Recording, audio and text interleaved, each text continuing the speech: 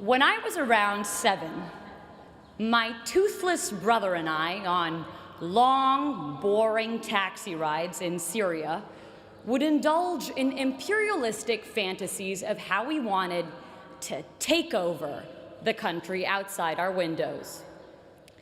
My parents would quickly crush these imperial conquests by warning, "Shh, you'll get taken by Secret Service if they hear you."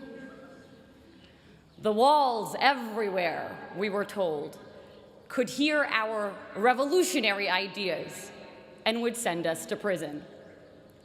Whereas children here had ghosts and the boogeyman, our equivalents were our governments.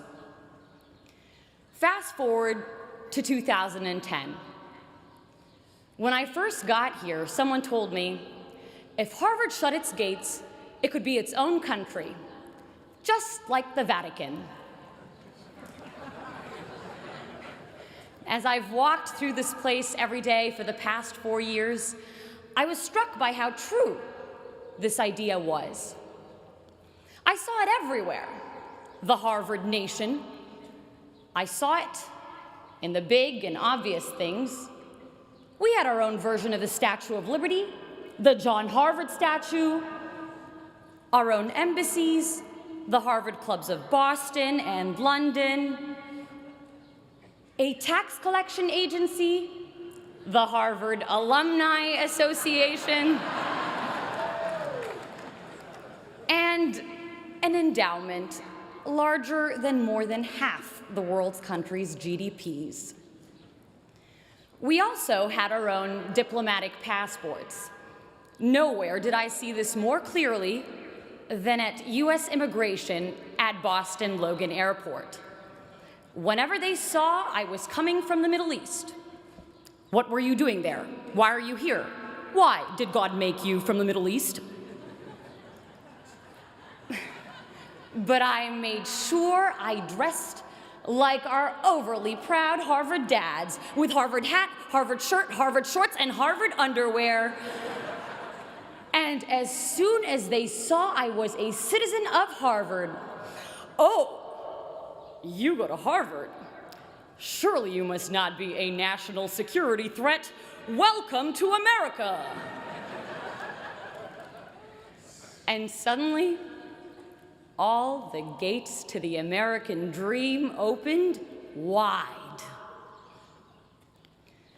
I saw it everywhere, this Harvard nation, but I saw it not just in the hard structures, but more importantly, in its invisible institutions, the invisible scaffolds around and undergirding the hard institutions. I saw it in the quarreling columns of the Crimson newspaper, its kung fu fights of ideas and lively student debates, with the potency to propel policy changes by the next morning's print.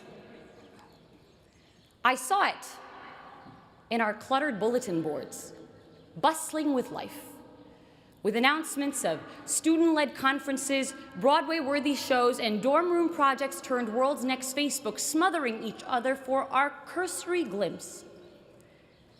A trivial detail, these cluttered boards that often slipped notice.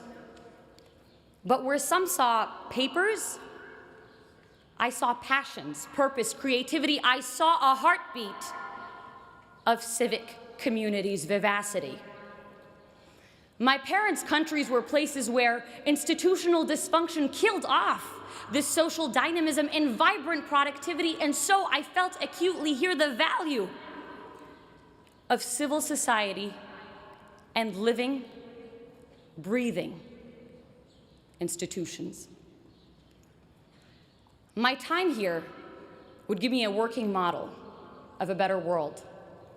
Not only that, but that sense of empowerment to initiate change. You see, with those spying walls still lurking in my memory that constrained the little Napoleons in my brother and me, you might imagine my shock when, in one of my first classes here, I suddenly found myself debating a president. So it's the 1990s. Our negotiations class professor set the stage. A war is about to break out between Ecuador and Peru. How will you stop it? I raised my hand to respond. Wait, Professor Shapiro stopped me. Tell the president what to do. And in walked the Ecuadorian president.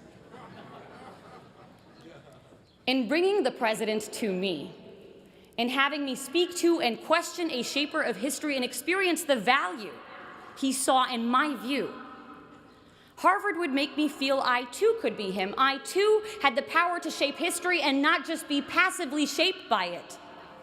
That sense of infinite possibility we have as children to think big and conquer great things was returned to me here. A less despotic version of it. But what seemed intractable problems of the world became opportunities for me, for us, to change things. You know, when I first got here, my name was Sarah. After Harvard, it would become, hey, Harvard! With people stuffing 378 years, 5,000 acres of real estate, the entirety of Widener Library, and 32 heads of state all into my 5'6" self. Ridiculous as it is, there's a strange reality to it. Arab-American author Renda Jarrar pictures inhabiting a new place as running barefoot, the skin of our feet collecting sand and seeds and rocks and grass until we had shoes made of everything we'd picked up as we ran. And running through Harvard Yard over the past 4 years, the skin of our feet collecting a world of experiences. We each become this place in a strange way.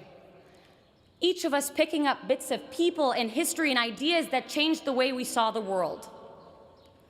Accumulations I hope we will continue to wear on our souls and leave a footprint of all the best we took from Harvard Yard on our new destinations. And that's why I am hopeful for the future. I am hopeful because of my dining hall dinners spent marveling at friends who, while their countries wage bloody war against each other, are able to carry out civil conversation and build generative projects together. I am hopeful because of the founding mothers and founding fathers of revolutionary ideas like these being launched into the world, who will make of its institutions, its constitutions, its hospitals, its art houses, something better. We hear a lot in the news about an Arab Spring. This graduation is sending 6,000 revolutions into the world, and the 6,000 revolutions graduating as part of the class of 2014. If we take those revolutions, those great ideas sparked behind Chipotle burritos and Starbucks coffee cups in our version of Tahrir Square, Harvard Square, out with us into the real world, into the real Tahrir Squares, and make something of them. Revolutions not in arms, but in minds, more powerful and permanent and pervasive. For this isn't a Ukrainian revolution or an Arab Spring, but a global revolution. This is the Harvard Spring of 2014. This is the Harvard Spring.